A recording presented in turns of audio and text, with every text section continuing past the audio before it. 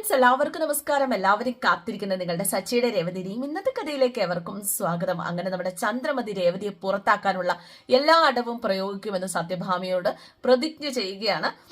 അങ്ങനെ ഓരോരോ കാര്യങ്ങളായിട്ട് നമ്മുടെ രേവതിയെ പുറത്താക്കാനുള്ളതാണ് ചന്ദ്രമതി ഇനി ചെയ്തുകൊണ്ടിരിക്കുന്നത്. അടുക്കളയിൽ ആകെ കഷ്ടപ്പെട്ട് ജോലി ചെയ്ത് തിരക്കിട്ട് ഓരോ കാര്യങ്ങളൊക്കെ ചെയ്ത് പൂർത്തിയാക്കിക്കൊണ്ടിരിക്കുന്ന രേവതിക്ക് മുന്നിലേക്ക് ചന്ദ്രമതി രേവതി അതെ നീ അറിഞ്ഞില്ലേ, നീ എന്തെടുക്ക? വെണ്ടയ്ക്ക അമ്മയ്ക്ക് വേണോ എന്ന് ചോദിച്ചു കഴിഞ്ഞപ്പോഴേക്കും വെണ്ടയ്ക്കയോ? നീ തർക്കുത്തരം പറയുന്നോടി, നീ എന്താ ഇവിടെ ചെയ്യുന്നതെന്നല്ലേ നിന്നോട് ഞാൻ ചോദിച്ചത് എന്ന് ചോദിച്ചുകൊണ്ട് രേവതി ഒന്നും മിണ്ടില്ല കേട്ടോ. അമ്മയ്ക്ക് കാണാൻ പാടില്ല ഞാൻ എന്താ ചെയ്യുന്നത് എന്ന്. നീ എന്നോട് ഏറ്റുമുട്ടാൻ ഒരുങ്ങിയിരിക്കുകയാണല്ലേ? വേണ്ടാട്ടോ, രാവിലെ തന്നെ കറണ്ട് പോയി. പോയി, ഞാൻ അറിഞ്ഞായിരുന്നു. അത് പറയാനാണോ അമ്മ ഇങ്ങോട്ട് വന്നത്?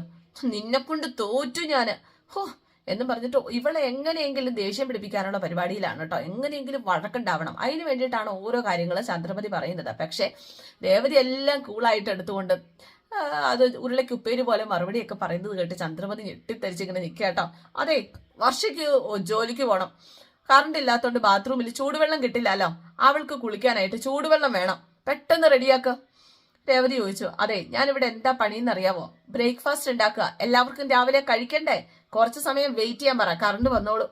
അയ്യോ, നീ ഇലക്ട്രിസിറ്റി ഓഫീസിലാണോ ജോലി ചെയ്യുന്നത്? കറണ്ട് വന്നോളും പോലും. അതെ, ഞാൻ പറഞ്ഞ ജോലി അങ്ങോട്ട് ചെയ്താൽ മതി എന്നും പറഞ്ഞ് ചന്ദ്രമതി അങ്ങ് പോയി. എന്തായാലും രേവതി വെള്ളം ചൂടാക്കി എടുത്തുകൊണ്ട് വരികയാണ്. കുളിമുറിയിലേക്ക് പോകുന്ന വഴിക്ക് ആ ഒരു സ്ഥലത്തേക്ക്, അതായത് ഹാളിലേക്ക് നമ്മുടെ വർഷ ഇറങ്ങി വരികയാണ്. വർഷയ്ക്കാണല്ലോ കുളിക്കാനായിട്ട് ചൂടുവെള്ളം ഉണ്ടാക്കിക്കൊണ്ട് വന്നത്. അപ്പൊ ഇവളെ കണ്ടപ്പോഴേക്കും അത് ആ ടേബിളിലേക്ക് ഇങ്ങോട്ട് വെച്ചിട്ട് പറഞ്ഞു, അതെ വർഷയ്ക്ക് കുളിക്കാൻ ചൂടുവെള്ളം വേണമെന്ന് പറഞ്ഞായിരുന്നല്ലോ. അപ്പൊ ഇതൊക്കെ കണ്ടുകൊണ്ട് നമ്മുടെ സച്ചിൻ ഇരിപ്പുണ്ട്. സച്ചിൻ നോക്കുകയൊക്കെ ചെയ്യുന്നുണ്ടേ. ചേച്ചി ചൂടുവെള്ളത്തിൽ കുളിച്ച് ശീലിച്ചു പോയി, അതാട്ടോ പറഞ്ഞത്, താങ്ക്സ് ഇട്ടോ, ശ്രദ്ധിച്ചെടുത്തോണം, എന്നാ ചെല്ലട്ടെ എന്നും പറഞ്ഞുകൊണ്ട് അവൾ അടുക്കളയിലേക്ക് പോകാൻ തുടങ്ങാണ്. ആ സമയത്ത് വർഷേ, നീ എന്തേ കാണിക്കുന്നത്? നിനക്കിത് ശീലമില്ലാത്തതല്ലേ, നീ എടുക്കണ്ട. രേവതി ഇതെടുത്ത് ബാത്റൂമിൽ കൊണ്ടൊഴിച്ചേ, ചെല്ല. എന്തായാലും രേവതി ഒന്നും മിണ്ടിയില്ല. ആ സാധനം എടുത്ത് ബാത്റൂമിലേക്ക് കൊണ്ടൊഴിക്കുകയാണ്. ഇതൊക്കെ കണ്ടുകൊണ്ട് സച്ചി ഒന്നും മിണ്ടാതെ ഇരിപ്പുണ്ട് കേട്ടോ. മോള് പോയി കുളിക്ക് കേട്ടോ എന്നും പറഞ്ഞ് നമ്മുടെ വർഷയൊന്ന് തഴുകി തലോടി ചന്ദ്രമതി. സച്ചിക്ക് കലി വരുന്നുണ്ട്, എന്നാലും വലിയ കാര്യമായിട്ട് മിണ്ടാണ്ട് പിടിച്ചു കൊണ്ടിരിക്കുക.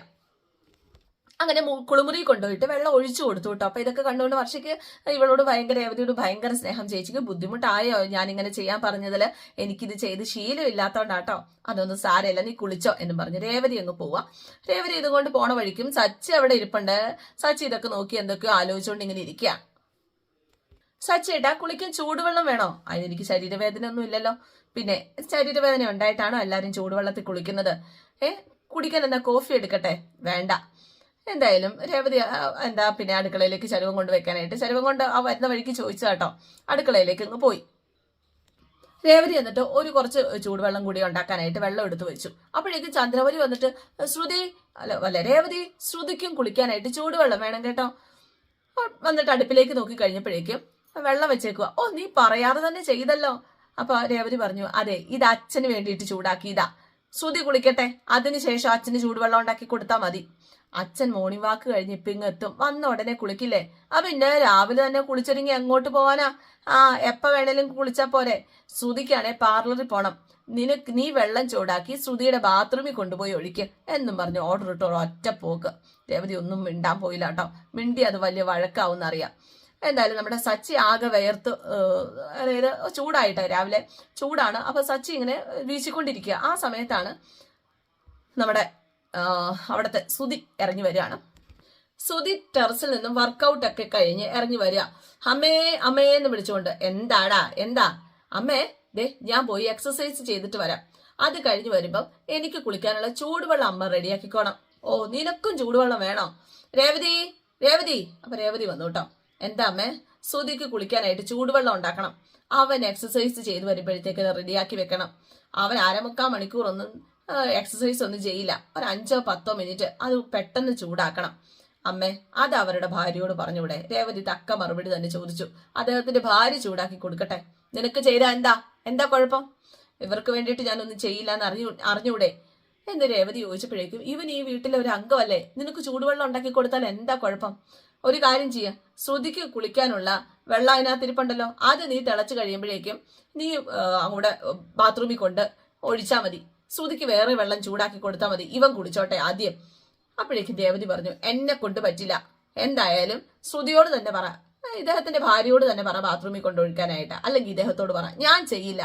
രേവതി, ഞാൻ പറയുന്ന അനുസരിക്കുന്നുണ്ടോ, ചെല്ല് രേവതി എന്നൊക്കെ പറഞ്ഞുകൊണ്ട് ചന്ദ്രമതി ഒച്ച എടുക്കാൻ തുടങ്ങി കേട്ടോ. ഇത്രയും നേരം ഇതൊക്കെ കേട്ട് മിണ്ടാതിരിക്കാന്ന് സച്ചി. ഇനിയും മിണ്ടാതിരിക്കാനായിട്ട് സച്ചിക്ക് പറ്റില്ല. സച്ചി എഴുന്നേറ്റിക്ക് വന്നു. എന്താ നിങ്ങളുടെ പ്രശ്നം?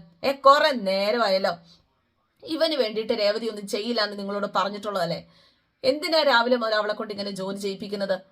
വെള്ളം ചൂടാക്കണമെങ്കിൽ ആവശ്യമുള്ളവരോ ഉണ്ടാക്കിക്കോണം, എല്ലാവർക്കും ഉണ്ടാക്കി കൊടുക്കണം. ഇപ്പൊ ഒരുത്തിക്ക് ഉണ്ടാക്കി കൊടുത്തല്ലോ, എടാ നിനക്ക് കുളിക്കാൻ ചൂടുവെള്ളം വേണോടാ എന്ന് സച്ചി ഇങ്ങനെ സുധിയോട് ചോദിക്കുകയാണ്.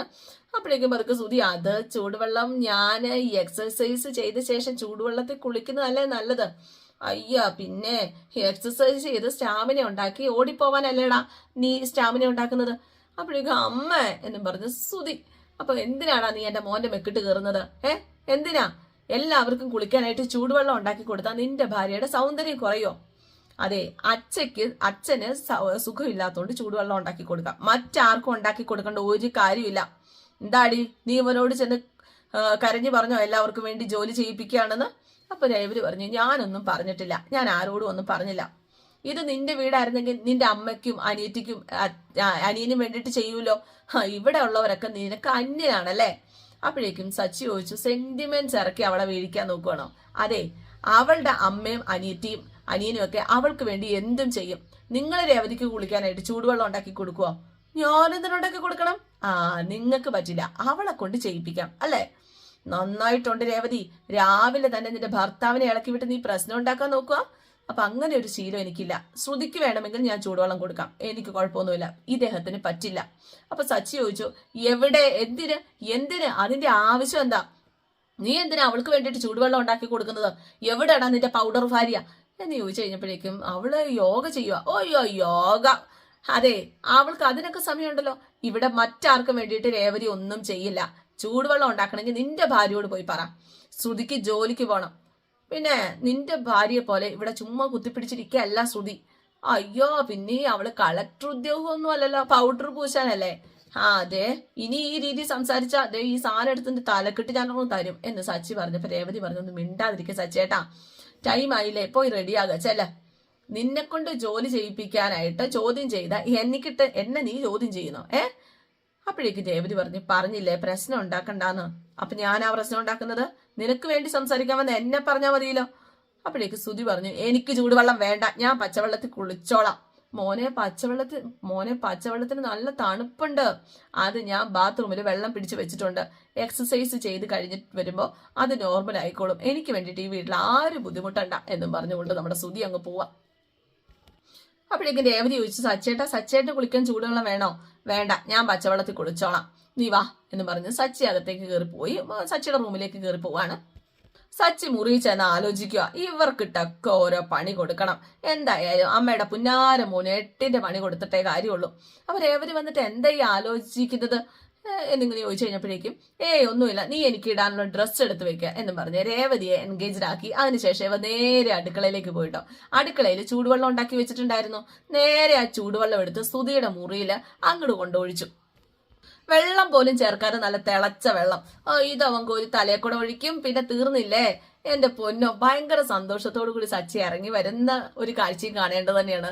ആരും കാണാതിരിക്കാനായിട്ട് തലയിൽ ആ ഒരു ചരുവം കമത്തിയിട്ടാണ് പുള്ളിക്കാരൻ വരുന്നത്. എന്നിട്ട് പതുക്കെ ആ ചരുവം വെച്ച് പൊങ്ങി നോക്കുന്നൊക്കെ ഉണ്ട് കേട്ടോ. എന്നിട്ട് അടുക്കളയിൽ അതുപോലെ തന്നെ ആ പാത്രം കൊണ്ട് വെച്ചിട്ട് നമ്മുടെ സച്ചി ഒന്നും അറിയാത്ത പോലെ ഹോളിൽ വന്നിങ്ങനെ ഇരിക്കുക. വലിയ ചൂടൊന്നുമില്ല, ചെറിയൊരു ചൂടേ ഉള്ളൂ, അവൻ അത് കിട്ടട്ടെ എന്നൊക്കെ മനസ്സിൽ പറഞ്ഞുകൊണ്ടിരിക്കുക. അപ്പോഴാണ് ശ്രുതി അവന്റെ എക്സസൈസ് ഒക്കെ കഴിഞ്ഞു വന്നത്. അപ്പൊ ശ്രുതി അങ്ങോട്ടേക്ക് വന്നു. അപ്പൊ ഈ സച്ചിക്കരികിൽ നിന്ന് നിങ്ങൾ രണ്ടുപേരോട് സംസാരിക്കുക കേട്ടോ. നിന്റെ യോഗ കഴിഞ്ഞോ?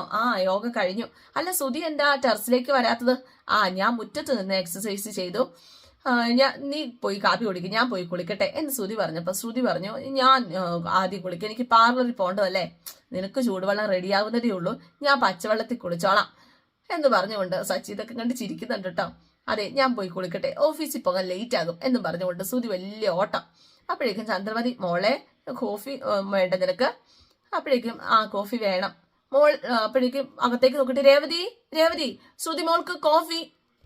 രേവതി കുറച്ച് ഇഞ്ചി ചേർത്തേക്കണേ, അപ്പോഴേക്ക് സച്ചിക്ക് കാര്യം വന്നിട്ട് സച്ചി പറഞ്ഞു, ഇഞ്ചിയല്ല കാന്താരി ചേർക്കേണ്ടത്, നിന്റെ കൈക്ക് എന്താടി കുരു കൊണ്ടോടി, നിന്റെ കൈക്ക് എന്താടി കുഴപ്പം, നിനക്ക് ഇട്ട് കുടിച്ചൂടെ, ദേവി തന്നെ ഇട്ട് തരണോ എന്നൊക്കെ ചോദിച്ചുകൊണ്ട് നിൽക്കുകയാണ്. ഇവർക്ക് മറുപടി പറയാൻ സമയം കൊടുക്കുന്നതിന് മുമ്പ് തന്നെ മുകളിൽ കാർച്ച കേട്ടു, നമ്മുടെ ശ്രുതിയുടെ കാർച്ച.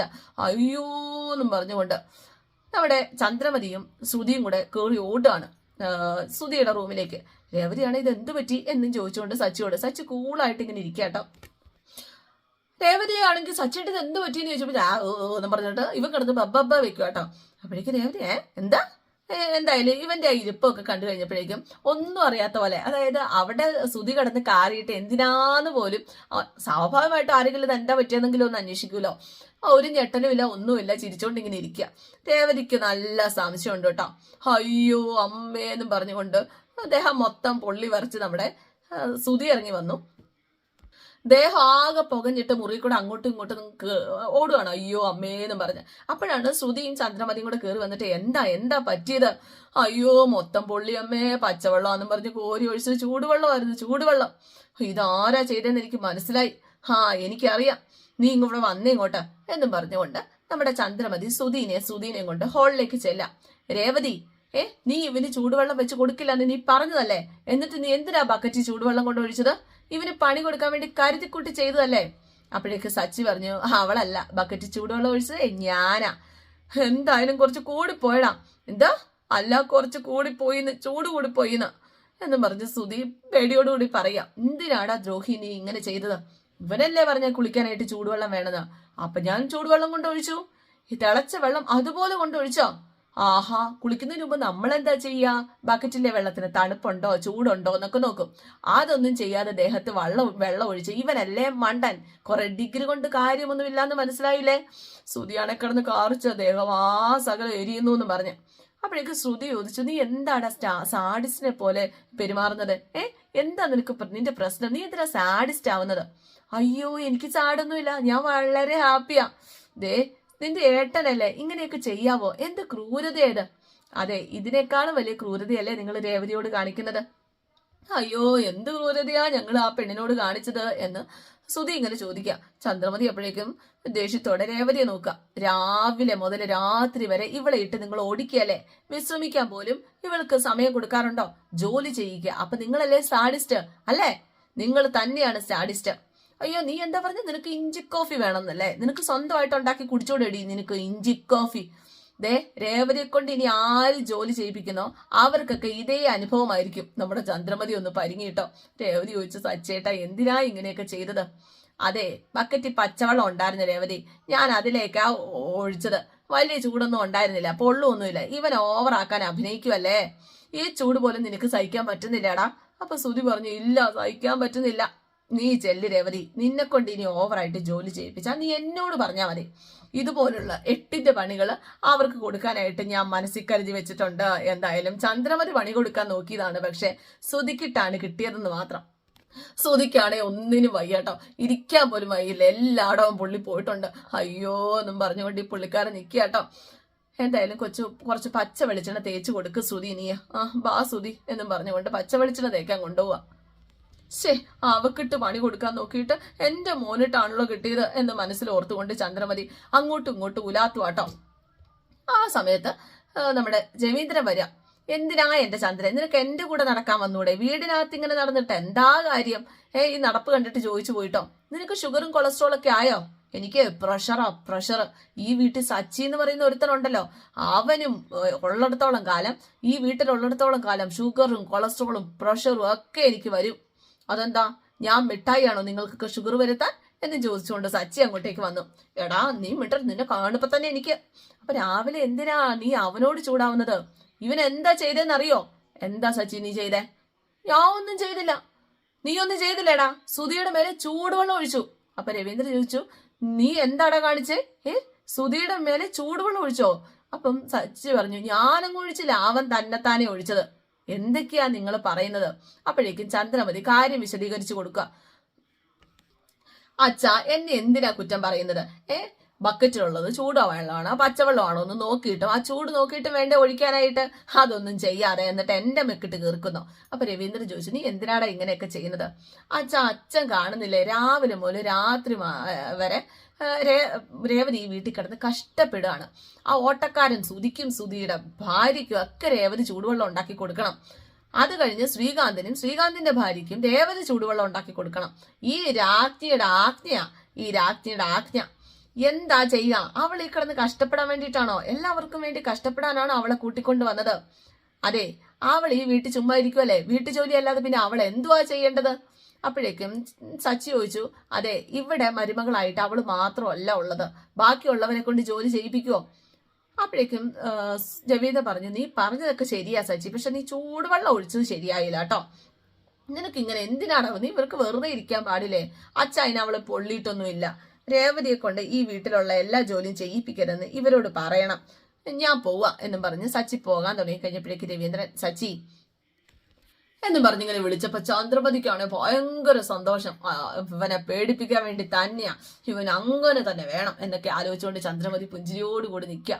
രവീന്ദ്രൻ പതുക്കെ ഇവന്റെ തോളത്തേക്ക് കൈ എടുത്ത് വെച്ചിട്ട്, മോനെ നീ വല്ലതും കഴിച്ചോ എന്നും പറഞ്ഞ് വായം പൊളിച്ച് നിൽക്കാട്ടോ നമ്മുടെ ചന്ദ്രമതി. കഴിച്ചു വച്ചാ എന്നും പറഞ്ഞ് സച്ചി അങ്ങ് പോയിട്ടോ. ചന്ദ്രമതി രണ്ടെണ്ണത്തിന് മാറി മാറി നോക്കുക. എന്റെ പൊന്നു മനുഷ്യ, നിങ്ങളാ അവന് വളം വെച്ച് കൊടുക്കുന്നത്. നിങ്ങൾ എന്താ അവനെ വഴക്കു പറയാതിരുന്നത്? കുളിക്കാൻ ചൂടുവെള്ളം വേണമെങ്കിൽ അവനവൻ തന്നെ ഉണ്ടാക്കണം, അല്ലാതെ എല്ലാം രേവതിയോടല്ല പറയേണ്ടത്. എല്ലാരും ചേർന്ന് രേവതി ഇങ്ങനെ ഓടിച്ചാല് സച്ചിക്ക് ദേഷ്യം വരാതിരിക്കുവോ? ഓ, നിങ്ങൾ ന്യായീകരിക്കും, എനിക്കറിയാം. സച്ചിയും രേവതിയും ചേർന്ന് ഈ വീടല്ലാതിരിക്കുക. രണ്ടുപേരും കാരണമാ ഈ വീട്ടിൽ പ്രശ്നങ്ങൾ ഉണ്ടാകുന്നത്. അപ്പൊ രവീന്ദ്രൻ ചോദിച്ചു, ഞാനിപ്പോ എന്താ വേണ്ടേ? നീ എന്താ പറഞ്ഞു വരുന്നത്? ഓ, ഇത് തന്നെ പറയാൻ പറ്റിയ അവസരം എന്ന് മനസ്സിൽ ഇങ്ങനെ വിചാരിക്കുക കേട്ടോ ചന്ദ്രമതി. 3 മക്കളും മരുമക്കളും ഒക്കെ ഒന്നിച്ച് ജീവിക്കണം എന്നാ സച്ചേട്ടാ രവിയേട്ടാ ഞാൻ ആഗ്രഹിച്ചത്. പക്ഷെ കൂടുതൽ നാൾ ഇങ്ങനെ പോവില്ല. സച്ചിൻ രേവതി ഇവിടെ ഉള്ളിടത്തോളം കാലം എന്തെങ്കിലും പ്രശ്നം ഉണ്ടായിക്കൊണ്ടേയിരിക്കും. നിങ്ങൾക്കും അതിൽ വിഷമം ഉണ്ടെന്ന് എനിക്കറിയാം. അതുകൊണ്ട് ഞാനൊരു തീരുമാനം എടുത്തു. പറ, നിന്റെ തീരുമാനം കേൾക്കട്ടെ.